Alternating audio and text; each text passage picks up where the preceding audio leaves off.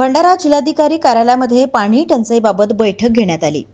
बऱ्याच गावात पाणी टंचाई मोठ्या प्रमाणात उद्भवू शकते, परंतु जलजीवन मिशन योजनेअंतर्गत बऱ्याच गावात अपुरे काम राहिलेत, तर कुठे पाण्याच्या टाकीचे तर काही ठिकाणी पाईपलाईनचे काम अधुरे असल्याचे समजते। नाग नदीचे दूषित पाणी येत असल्याने कोणत्याच प्रकारची आपण उपाययोजना करू शकलो नाही, ही शोकांतिका आहे। भंडारा जिल्ह्यामध्ये बऱ्याच गावात पाणी टंचाईचे सावट निर्माण झाले आहे। हात बोरवेला पाणी नाही, विहीर, नदी, नाले, बंधारे, तलाव कोरडे होत असताना दिसत आहे। पाणी पुरवठा अधिकारी नेहमीच उडवाउडवीचे उत्तर देत असताना आज जिल्हाधिकाऱ्यांच्या समोर खासदार प्रशांत पडोळे हे अधिकाऱ्यांवर चांगलेच भडकले।